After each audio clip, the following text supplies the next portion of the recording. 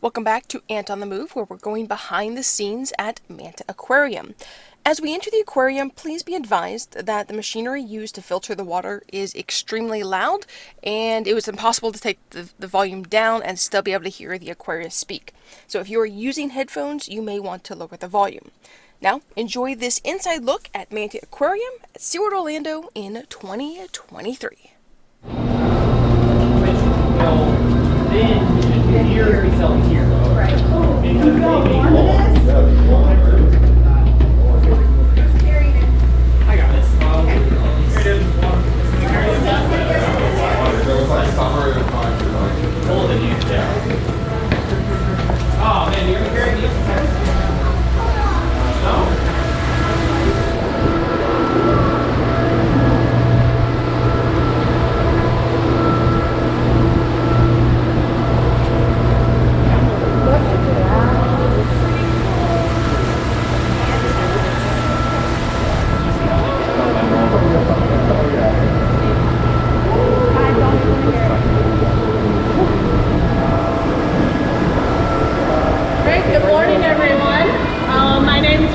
I'm one of the aquarists here at Manta.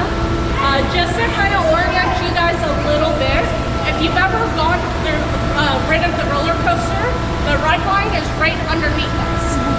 So when you first walk in, you see a couple windows, you see a couple of like small little fish. That's just in this little walled up section right behind us. And you kind of walk along the edge of the system, and then we have the large viewing window that you can see from down there.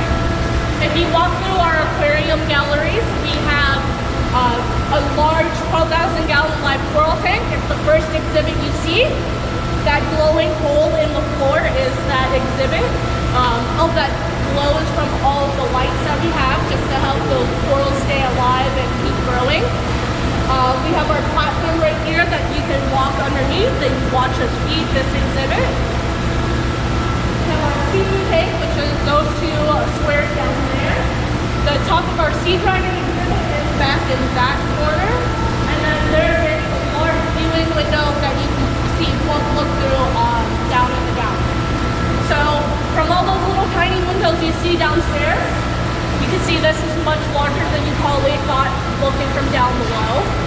This exhibit is 250,000 gallons.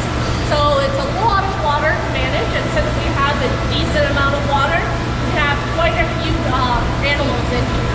We have 6 lesser devil rays, which are the guys that look like baby mantas.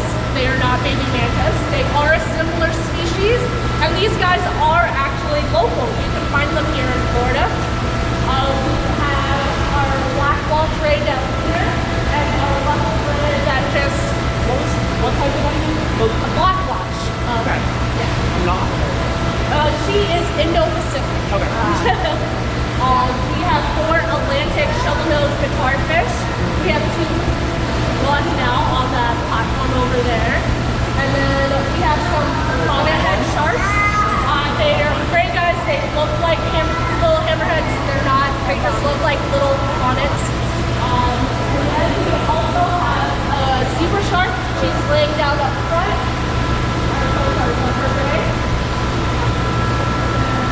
I think that's everyone. So feeding all those animals twice a day is quite a challenge. Elasmobranchs have very specific metabolic needs. So half our challenge is to make sure we are feeding the right animal the right amount of food, and another animal isn't stealing that animal's food, especially after eating their own food. So we feed this tank very intentionally. The first one that we feed is our zebra shark. We actually feed her on this opposite end where that yellow target is. So she knows this end is food, this end should not be food. What she knows is this end is food, this end is more food. So then we will feed our larger rays. We have our leopard ray target trained to eat from us. So he knows to come to a person and we can't feed him his food. And then our black watch ray, she is fed off of a pair of tongs. So she sees that red square and she knows it's time for food. And then our double rays,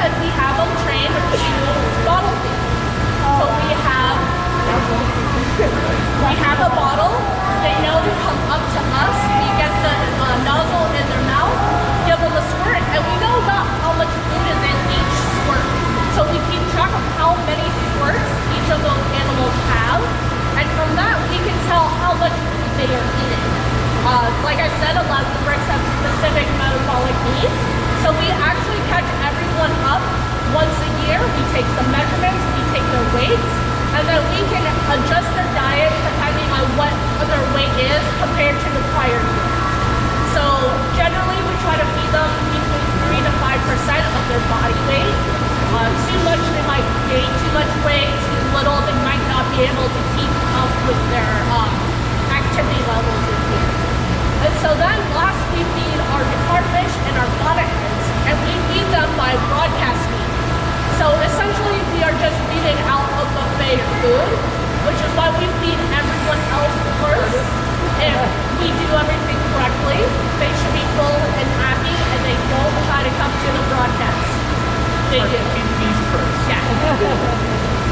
So trying to get all those animals, it's very specific in order just so everyone gets only what they're supposed to. We do have some leeway. Sometimes they don't want one thing and they'll take it another day. So we do give them a little bit extra just to account for those days that they might not come up. But this is also why we keep track of who eats, when they do eat, how much they eat. It's generally a first indication if something's wrong.